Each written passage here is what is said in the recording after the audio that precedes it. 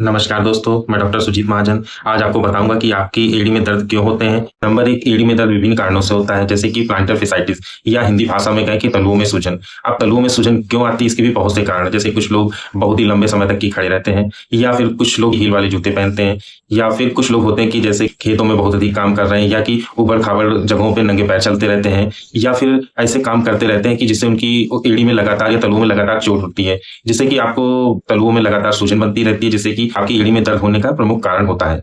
Number 2, बोनी spur या कहेंगे कि पैर की हड्डी बढ़ जाना। बहुत से लोगों की ये कंप्लेन रहती है कि उनकी जो है पैरों की हड्डियां बढ़ जाती हैं, जो कि उनकी एड़ी में दर्द होने के प्रमुख कारण है। अब ये क्वेश्चन आता है कि एड़ी में दर्द क्यों बढ़ता है, एड़ी या एड़ी की हड्डी क्यों बढ़ती है? तो इसमें बहुत सी बीमारियां होती हैं, जिससे कि पैरों में या शरीर के विभिन्न अंगों में कैल्शियम का डिपोजिशन या कहें कैल्शियम का इकट्ठा होना बहुत ही ज्यादा हो जाता है, जिससे कि जिस एरिया में कैल्शियम बहुत अधिक इकट्ठा होता है तो वो अपने चारों तरफ मांसपेशियों में सूजन करता है, जिससे कि आपको एक लगातार दर्द उसमें बना रहेगा और आपकी एड़ी में एक हल्का सा उभार पता चलेगा।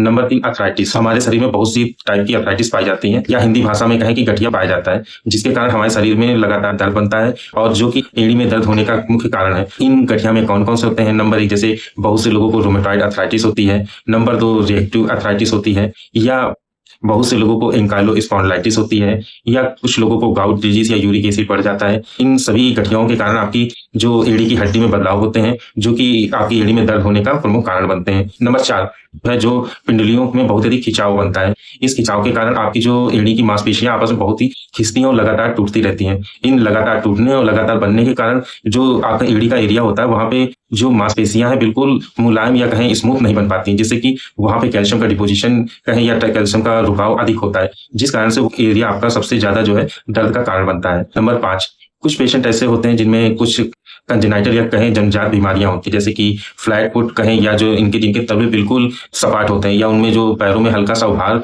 तलवों में होता है वो नहीं होता है, जिस कारण से मरीजों का एक तरफ जो है भार अधिक पड़ता है और एक तरफ पैरों का भार कम पड़ता है, जिसके कारण अधिक भार वाले क्षेत्रों में सूजन आ जाती है, जिसके कारण आप एड़ियों में दर्द होता है। और कुछ कंडीशन ऐसी है, जैसे कुछ लोगों की जॉब होती है जिसमें कि वो लगातार लेदर के शूज पहनते हैं या हाई हील की चप्पलें पहनती हैं, तो उनमें भी एड़ी में दर्द लगातार होता रहता है। अब जैसे कुछ पेशेंट हमारे पास आते हैं कि उनमें मिनरल्स की कमी पाई जाती है, जैसे कैल्शियम है, मैग्नीशियम है या पोटेशियम है, जो बहुत सारे ऐसे मिनरल्स होते हैं जिनकी कमी से भी आपकी एड़ी में दर्द होता है।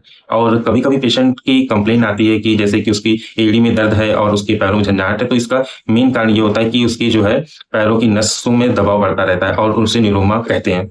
और कुछ पेशेंट जैसे डायबिटिक हैं और ब्लड प्रेशर की जो है बीमारी होती है, उसमें कि एड़ियों में ब्लड का बहाव कम हो जाता है या खून का दौरान कम रहता है, जिस कारण से उनमें लगातार आपकी एड़ियों में दर्द बना रहता है।